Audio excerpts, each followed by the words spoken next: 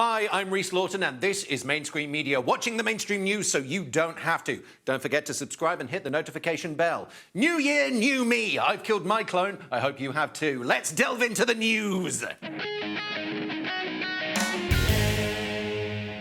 Happy New Year, happy sane COVID. A virus out of control, confusing rules, and a Prime Minister who took the whole no politics at the Christmas dinner table thing way too far. Fucked off and left us all to it. Where have you been for the last 10 days? I've been in this country. Why do you think? That brought up more questions than it answered, like responding to "How was breakfast?" with "What fire?" Doing knack all does make it less likely there'll be an embarrassing U-turn when important people, usually Boris again, break the rules. Check out, say, Australia. Said tennis #1 and COVID jab rebel Novak Djokovic had a medical exemption to play in the Open. Then a speedy change of heart when everyone else said it was one rule for him, another for them. Because it was. And the media darling turned into an anti-vax loon literally overnight. Isn't he mad? Thinks he can change water with the power of his mind. Does that yoga madness. Even his name's right for taking the piss. No-Vax Djokovic. Joked literally everyone. Even though his medical status is his own private business, right? If you're not double vaccinated and you're not an Australian resident or citizen, well, you can't come. Guess it's not his own business then. And could have said that before he got on a 14-hour flight. Slowest backhand return ever. Now trapped in a quarantine hotel, we can't wait for his social media photos of the shit food. He's appealing to the umpire. His dad even promised to fight people in the streets. That's tennis parents for you. But that's also where doing something about COVID can get you. Far better to do nothing, eh, Boris? So, back to Blighty, where thanks to a festive free-for-all in England, Boris could be up shit creek without a face mask. Everyone's got COVID. Yep, loads of people off with it, including the leader of the opposition. Again. That got more coverage than his big speech, his contract for Britain. What have you got for us? Security of prosperity and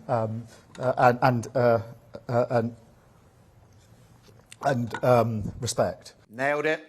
So, we have chaos on the trains, no bin collections, and most importantly, massive staff shortages in the health service. Having a heart attack? Get someone to drive you to A&E. Let's just ride it all out, says the PM. Definitely no lockdown. Stick to the plan. If you can call writing masks on the back of a napkin a plan. And actually, it's just like a lockdown, but without the key benefit of stopping people getting ill. I appreciate the pressures that our hospitals are under. I think it's vital that we make sure that we help them by trying to contain the pandemic in the ways that I've set out. So do all the things that I've said. Do as I say, definitely not as I do. Yes, all those things, like, well, just masks, really. Unless you're doing something fun, like going to the pub. Oh, and mask the kids up too. We're not panicking, honest. It's not ideal. Certainly isn't. But tediously predictable after a hope for the best policy over Christmas. After all, the figures are now terrifying. Over 200,000 daily infections and still a few weeks before the deaths could spike. The reality could be even worse.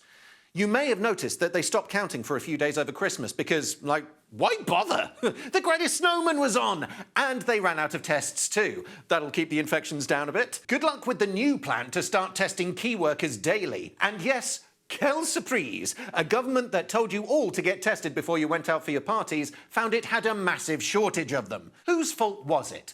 The government's, right? No, said the health secretary. It's a global shortage, isn't it? Of course! Well, yes, others are running a bit short, but you've made it worse, haven't you? Maybe point the finger elsewhere. Is it Brexit? Asks The Independent. Well, perhaps, but if you read your own article, you've concluded it isn't. Chat to the headline writer. Headline schmedline. The other home nations tried a different strategy. More rules to get a handle on the latest wave. We all need to stay at home far more than we would want to at this time of year, and we have asked that you minimise New Year socialising as much as you can. Good advice. Table service in pubs, 1 metre distancing, 0 dancing. How did that go down? Like a pint of cold sick.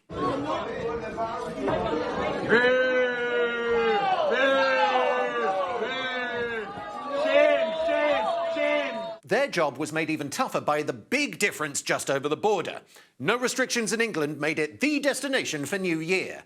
Loads crossed over for a good old knees up. Spreading the virus much? Some saw it coming. I think it's the wrong course of action for people to take because we have a serious situation that we have got to manage, and we encourage everybody to play their part in addressing that. Very sensible, but Westminster managed to fuck that up too. I think perhaps I should just add the obvious constitutional point here, which is that we are one country and people are more than free to move around inside our country under the general law, obviously. Yeah, let's politicise it. That thing you always accuse the SNP of, and have a dig at the nationalists.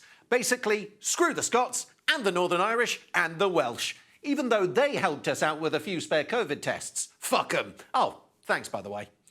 The Health Secretary was also on hand to rubbish Wales a little more. Sajid Javid really let rip. Those dragon fuckers cancelled the charity runs, didn't they? Despite the huge health benefits. What kind of government tries to take away outdoor exercise? If you don't want us to have to take the step to ban exercise of all forms outside of your own home, then you've got to follow the rules. Any good news? Well, the booster rollout, that was a triumph, right? Did you get the text? I did, a couple of times. No, I'm not special, we all did.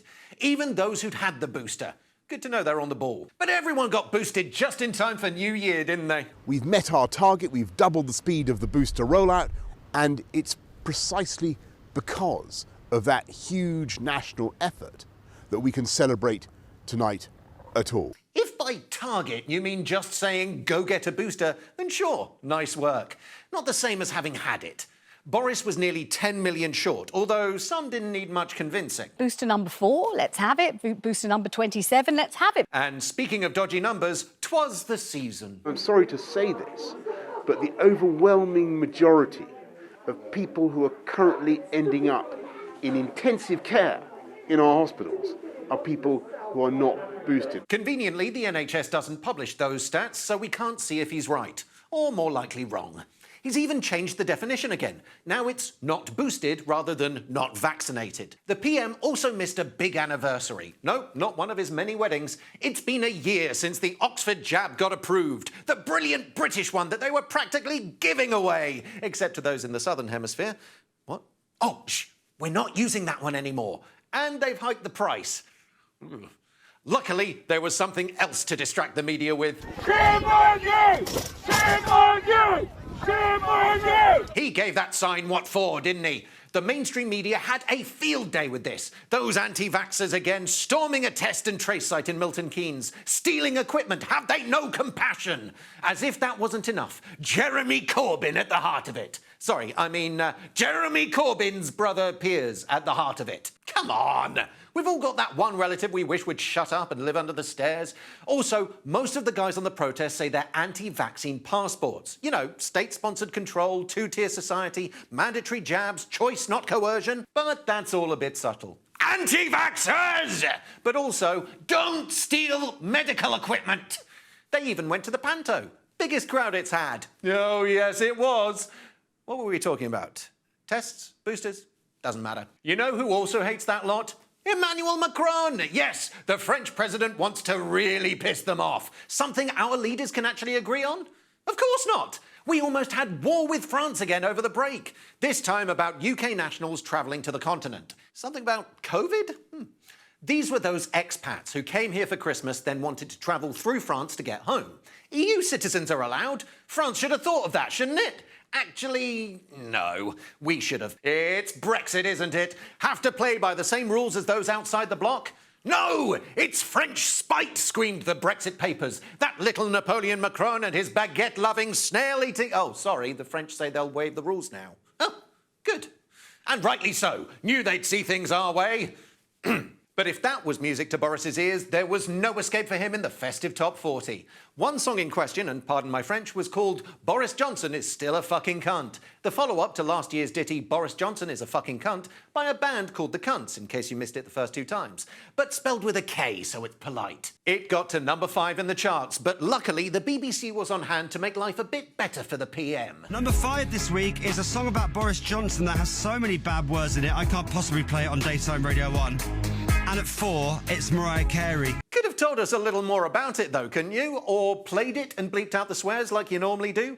Especially when people have paid good money to hear it. The Beeb did a similar thing when Ding Dong the Witch is Dead made it to number 2, the week after former Tory PM Maggie Thatcher died. That one wasn't even rude. And look at what they did play. Number 1, Lad Baby. Again. We get it. It's about sausage rolls. And this is the 4th year in a row you've made the same joke. Depressingly breaking the record for most consecutive Christmas number 1s. Oh, wasn't 2021 painful enough? Jury trials are fun, aren't they? Who knows what goes on behind closed doors? If telly shows are anything to go by, it's all sex, fights and double dealing. Got to get on one of those. Right laugh. They also mean some unexpected results and occasionally stark realisation that the person in the street has a rather different take on stuff to those in power. Let me take you back into the mists of time to... well, summer 2020. Height of the Black Lives Matter marches. The toppling of slavery-loving colonialist Edward Colston.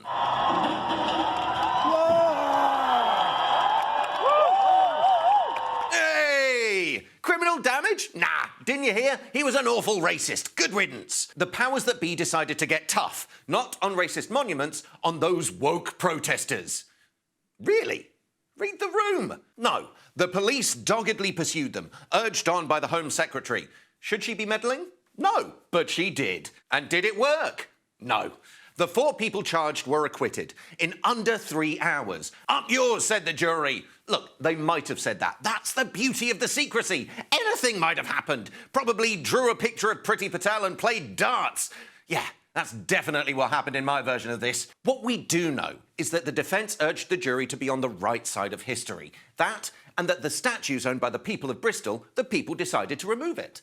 While the prosecution, the police, Priti Patel and the judge told them to ignore the whole "it's the right thing to do" rhetoric. Despite all their best efforts, the Colston 4 are free. Bit embarrassing for the cops, right? If you can't get a conviction when it was all on camera?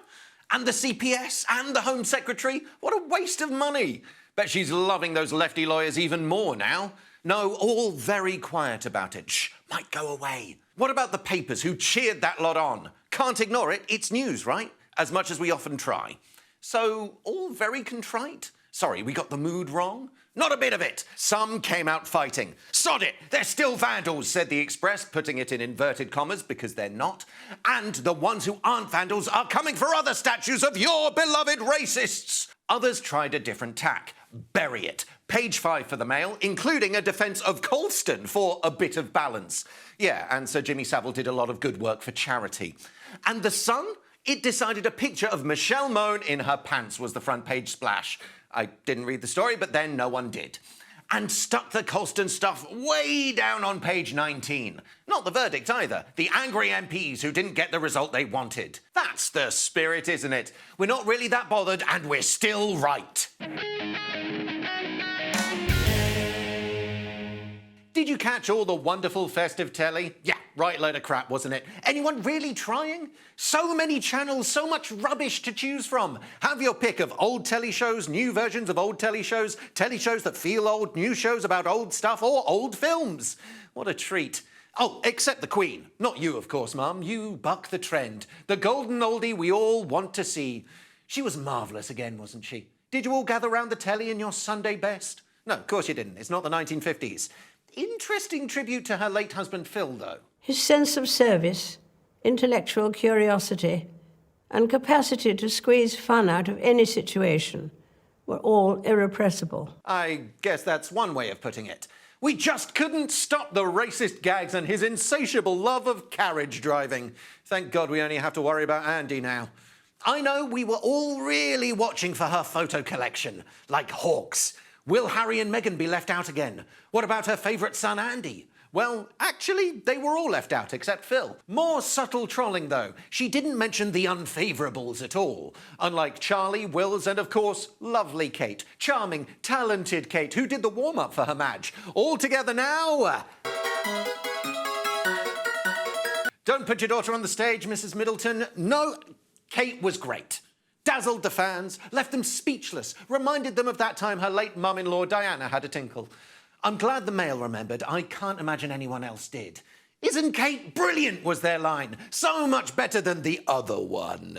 Oh, the Mail did have a festive mention for Meg's too. Remember that court case it lost, then tried to pretend it was about free speech? Judges said it had to pay her a load of cash for publishing that private letter to her pops, so the paper snuck it out on Boxing Day. No, not Kate Garraway and Derek. No, not the crossbow guy. Yeah, that happened too. Below that, yeah, that's it. Tiny, right down the bottom. Very sorry. But the Queen, my God, the Queen! Wasn't she fabulous? All went off without a hitch, unlike another Big Cheese's Christmas message. Either that or someone in Vatican City tried a sneaky trick to grab the ratings. Meanwhile, the Pope's festive address focused on his prayers for the pandemic to come to an end. He said vaccines should be made available to those most in need. His death was announced... Yeah, dying would have got us all watching. Luckily for Her Madge, His Holiness is still around. So she came out on top. 9 million of us tuned in. Guess it helps that the BBC, ITV and Sky News all ran it. Imagine what Morecambe and Wise would have got back in the day if they'd been on all the channels singing Bring Me Sunshine until we stuffed giblets into our ears. They tried again this year to recapture the magic. Not Eric and Ernie, I don't think they care. The Beeb. A little treat, a lost episode found by Morecambe's son Gary in his mum's loft. Wonder why they lost it. I can let you have 10 minutes. Well, that's very kind. Where shall we go? Should have left it there, Gary. Didn't stop it getting rave reviews, perhaps a sign of how crap the rest of the stuff was. What didn't get the plaudits was the natural successor, modern vaudeville Mrs. Brown's Boys. You know, Brendan O'Carroll continuing the music hall tradition of dressing up as a woman for a string of terrible gags. As you say in Spanish, Feliz Navidad. I think that means is your daddy a navvy. Relying on an audience's knowledge of 18th century slang was always going to be a tad Marmite. Auntie Beeb's got a problem here. All the critics hate the show, not just traditional BBC bashers, but right across the mainstream spectrum. But that doesn't stop millions tuning in. 2.8 million, only just outside the top 10 Christmas telly, despite the press trying to spin it as a ratings disaster. That's nearly 2 million more than by the top-selling paper, the Daily Mail. Doesn't mean any of those people have taste. But I like the vicious cycle of the mainstream press attacking a show so vehemently that everyone tunes in to find out how bad it is. Like the telly version of Nickelback. Of course, there was some new stuff, wasn't there? The Beeb has to justify the licence fee, particularly to those angry over 75s now forced to pay for it. There was even a campaign over the festive season calling on viewers to boycott Auntie from a group that didn't really get how ratings work. You do know that there isn't a dip if Mrs. Jones from number 42 turns off. Maybe that's why the source material was so ancient, to lure Mrs. J back. Take a very British scandal. Something about toffs getting divorced in the 1960s. How joyous. Yes, Nan, it's that nice Paul Bettany and Claire Foy from The Crown. Wake everyone up from the food coma. This'll be great.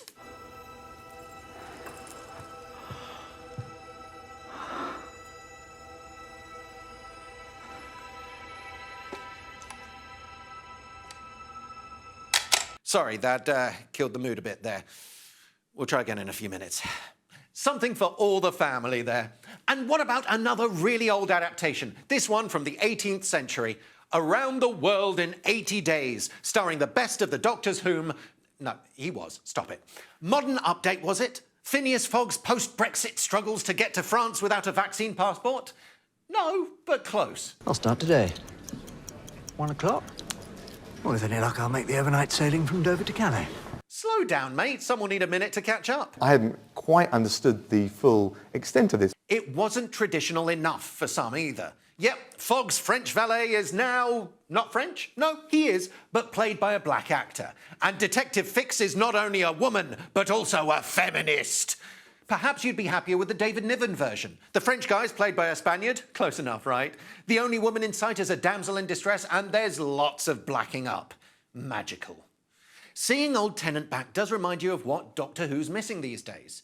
This Christmas, we were promised the death of the Doctor at the hands or the toilet plunger of the Daleks. Jodie Whittaker, gone. Not like this.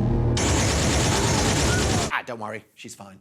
Yes, the Beeb telling us she's not really leaving till the autumn kind of ruined the suspense. There was some properly new stuff, though. Festive specials of current shows? Oh, actually, no. Even they were old. Pre-recorded ages ago.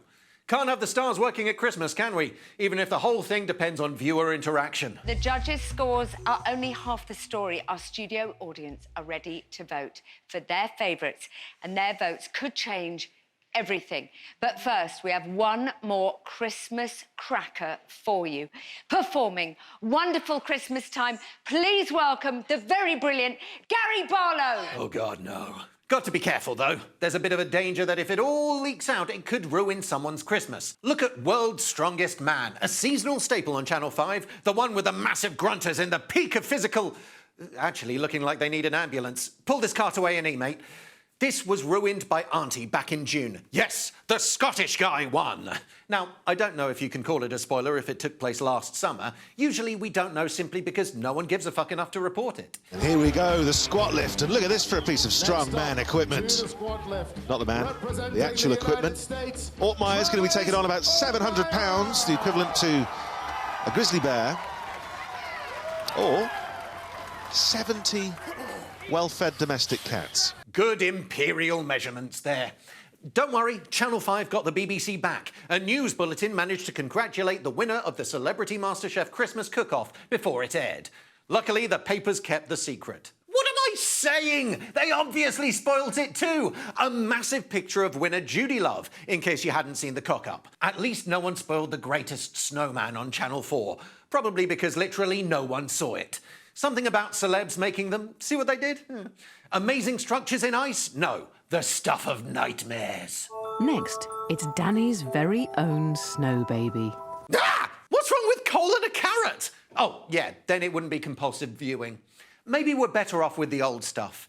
Some in the media didn't think there was enough of it on this year.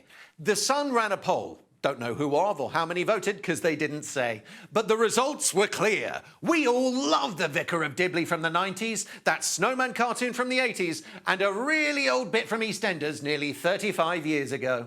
This, my sweet, is a letter from my solicitor. Happy Christmas, Anne. Timeless. Nothing says Christmas like a good divorce. But top of the Sun's very scientific list... Only fools and horses, of course. Cheeky wheeler dealers Del Boy and Rodney. Christmas isn't Christmas without good old David Jason, is it? Getting on a bit now, but the great man still found time to pop up on Strictly with his trademark bonhomie. I wish you all a very happy Christmas and a jolly good New Year. He's a tonic, isn't he? Actually, not one of his best. Looks a bit cross, if anything. Good job it was a pre-record. Remember when he was on the One Show a few Christmases ago? You daren't bend down if I'm in the show. I don't want to know why, David, but I can imagine. Different times, eh? Oh, it's all right. Some outlets had bigger fish to fry than casual misogyny. Where's the old-fashioned variety show, then? What? You mean like, oh, you do, yes, the black and white minstrels? Of course. It's OK, though. The Express made it very clear that racism has no place on the telly these days. No, of course they didn't. Political correctness gone mad. Most normal TV folk do understand that stars being weird or old shows being racist fucks things up a bit if you want to repeat them ad nauseum at Christmas. But no fear.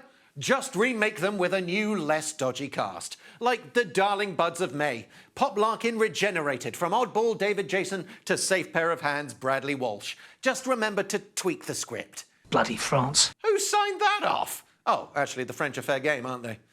Even if the shows aren't problematic, why not remake stuff anyway? Looks like you tried. What about the charming one about lovely vets in the rolling countryside? A picture-perfect Christmas delight. Merry Christmas, Mr. Kitson. Aye, you tall lad.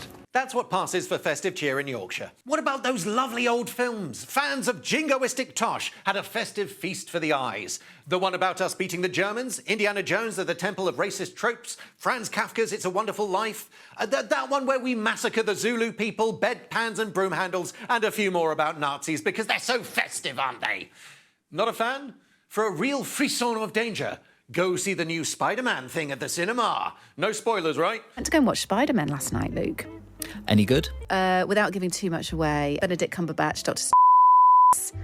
mistakenly lets superheroes or kind of villains, including Spider-Man. Wait, was that the entire plot? No way. I don't think I have given anything away, actually. Significant. No. No, that's fine. They can... Well, what did they... They should have watched it earlier. Yeah, it's old stuff. You've basically missed it. What about something mind-numbingly boring to take your mind off it? The Royal Institution Christmas Lectures. Bit of science, few light-hearted experiments. What's it all about this year? Many of you may have seen me giving public health announcements from the podium at number 10 Downing Street.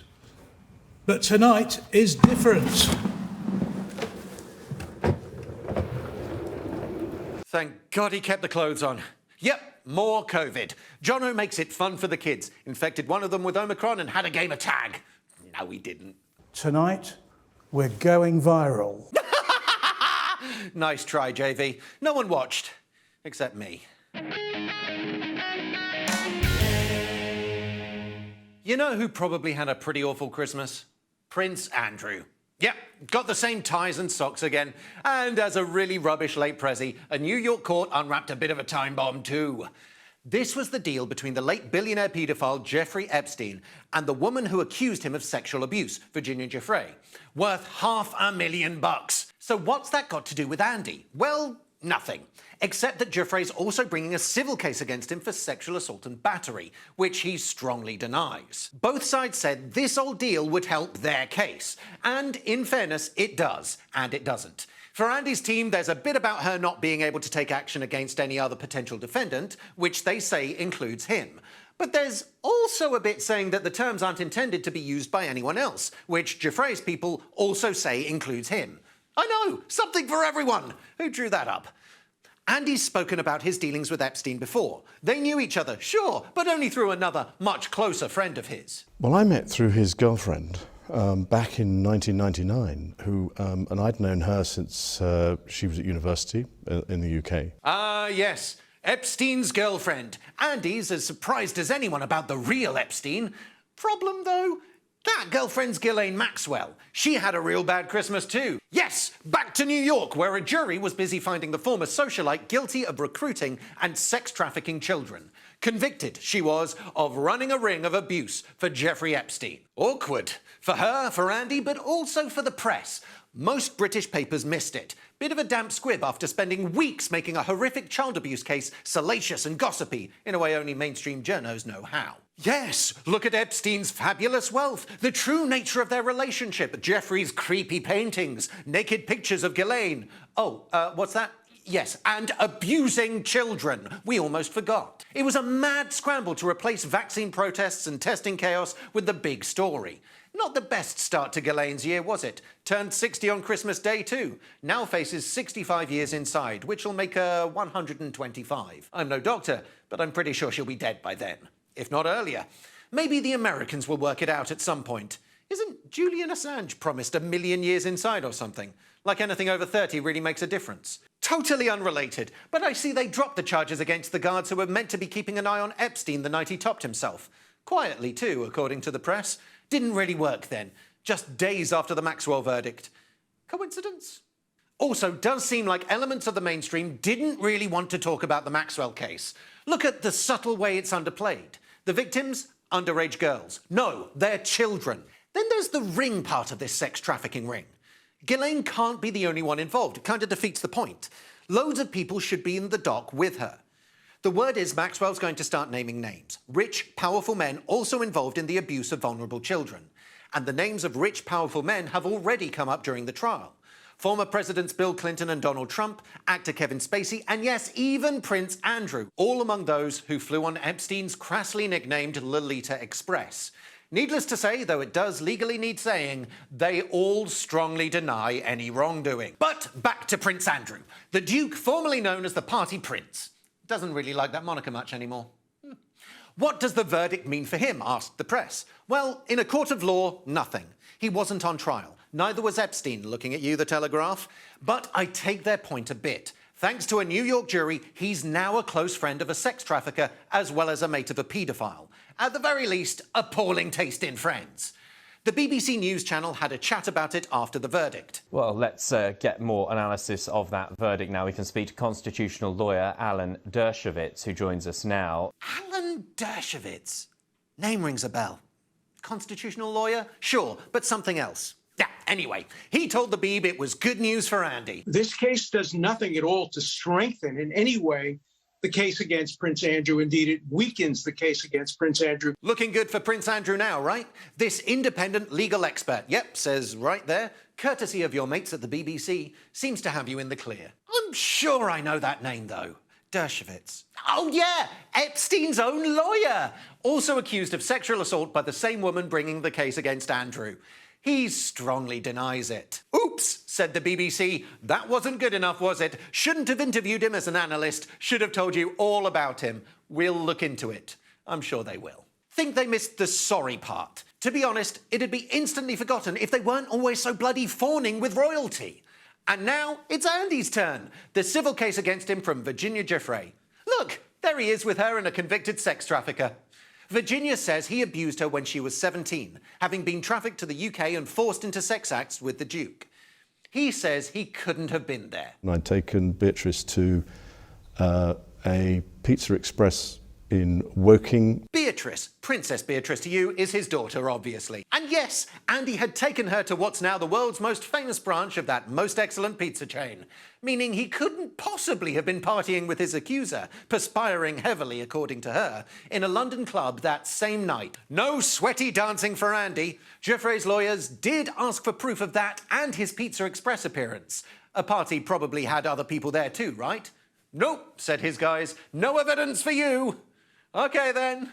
But a bit of good luck courtesy of Andy's mum. He's not her favourite son for nothing. At least I assume he still is. What was it? Well, a late Christmas prezi. A dead cat. Yes, she gave Labour's most successful war criminal, or Prime Minister, depending on your outlook, Tony Blair, a knighthood. Normally, honours are an excuse to have a go at the government. This one's in Her Majesty's gift. Illegal wars? It's fine. Apparently they burned the evidence. What fire? Hundreds of thousands backed a petition to remove Blair's honour. It's still getting wall-to-wall coverage on TV, radio and the papers. Will it all take the heat off? And will Andy even notice? You know whose year it could be? No, not the Tiger. Wait till February for that one. It's 2022, the year of the Truss. Yes, Liz Truss, newly minted Foreign Secretary. She's been sharpening her claws for the top job. Got it a bit wrong before the break. No, Liz, not that top job. The other Liz isn't budging. They seem to share the same expensive tastes, though. Old trust fund demanded $3 grand of our cash for a boozy lunch at a Tory donor's gaff with the US trade envoy. Didn't work, a deal's dead in the water. And really dropped the US guys in it now. They've opened an investigation because it was a lot of cash, wasn't it? Her Majesty would be proud. But Liz, no, the other Liz, you want that guy's job. And judging by the effort he's putting in, he'll probably let you have a go. If there's a leadership race anytime soon, wrote the Times, there's one candidate who keeps talking up her chances. One candidate the Tory faithful keep talking about. She's human. Look, she listens to music, said the paper, in a puff piece more suited to the Express if their readers knew what earpods were, or pop music. Been on manoeuvres since before Christmas, says Liz. Lots of comparisons, mostly from her, to that Tory hero Maggie Thatcher. We import 2/3 of our cheese. That is a disgrace. The lady's not for turning. Churning? Yes, the lady's not for churning. Wait, no, that doesn't sound right. We've also seen Liz on a tank like Maggie, looking every inch the Iron Lady. Made enemies quake in their boots. No, stop laughing, please. She's a serious contender. What about the way Liz, acting like a true leader, like Maggie, reacted to the death of Archbishop Desmond Tutu, the driving force behind ending apartheid in South Africa? Maggie would have done the same, wouldn't she? If she'd understood Twitter and hadn't hated everything Des stood for. Liz, are you sure about this one? And there's Liz calling world leaders, like Maggie used to do. Binder with nothing in it, check. Photo of Liz and the Dulux dog, check. Judging by the decor, it could actually have been Gorbachev on the line. Now, a brand new job. Sort out Brexit. Liz, not Gorbachev, unfortunately. She was always into Brexit, wasn't she? Except that one little time she voted Remain. People can change their minds, can't they? But they were told in the referendum in 2016 that their vote would be implemented, and the reality is the vote needs to be implemented. But what about the people who've changed their minds between then and now? I don't think people have changed their minds. Everyone I speak to... I have, that's true. Right. In the other way, though, Eddie. Oh, I see. It'll be fine, relax. Need some new blood to talk some sense into the EU.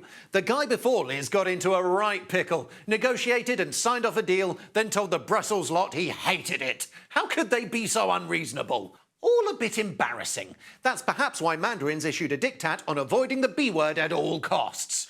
Call it the 31st of December instead. Who knew citrus fruits were such sticklers? But Truss has the skills needed to sort it all out. Tough, ruthless. Remember her facing down that old dinosaur Andrew Neil over the infamous Tory pledge to build 200,000 starter homes? How many did you build? I don't have the exact numbers for you. Well, it's easy to remember. It's 0. You built none. Yes, 0. A nice round figure. Actually, I think I remembered that wrong. I know. I meant when she got one over on Neil about the benefits row. You know, when the Tories were making benefit claimants pay them cash to get their money. Liz put him straight. Why are you charging them 55 pence a minute to call up and try and get their universal credit payments fixed? Well, I don't know the details of the call line. That wasn't it either. Anyway, thank God he's gone. Liz is much better when she debates alone. Give her a stage and she holds them spellbound, just like Maggie. That's my job as Trade Secretary. Eric. Nah. Maybe the EU guys could stick her in an empty room to work it all out. She's tried that already. Get a deal sorted, she told the Brussels bullies after they'd all gone home for Christmas. We've got a deal, said those bullies when they returned. It's the one we agreed with your PM, remember? Just implement the bloody thing.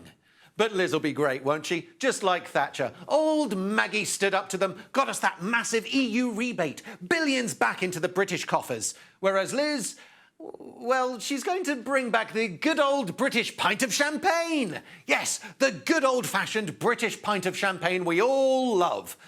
Right? Right? Revered by the Brexiteers, wasn't it? Came up lots during the referendum, you remember? No? Churchill loved it, didn't he? Actually, he liked 2 pints of champers at lunch, 1 at dinner, so I'm not sure we should be following his lead on that one. It does seem a bit weird post-Brexit. A pint of what's clearly a French drink, and a pint's a lot, isn't it? Can you drink that much? Better be quick, it'll go warm. Why not keep it in the bottle in the fridge? They just mean the bottle it comes in should be pint-sized, so you're getting even less than the current ones. Call me cynical, but it'll probably just mean the pint bottles get jacked up in price. And another problem spotted by the Times. Can't see the Frenchies going for it just to suit us. After all the wars about fish in the Eurotunnel, what about a nice pint of English sparkling wine? Well done, Liz. Truly a Brexit dividend. Maggie would be proud. And now for my Scream of the Week. Watching Mayor de Blasio Don't go on a rant. do his Don't go on a rant. victory lap dance Don't. after 4 years of the This is how you want to crappiest start the term new year. as the mayor of New York. The That's how only you wanna thing start the new that year? Democrats and Republicans can That's agree how- on I mean, is this is what how- a horrible mayor is he how has he- been. Wow. So, sayonara, sucker. So that's me, Rhys Lawton, and until next time, I will be watching the mainstream news so you don't have to. Don't forget to subscribe and hit the notification bell so you never miss more of these delightful mugs.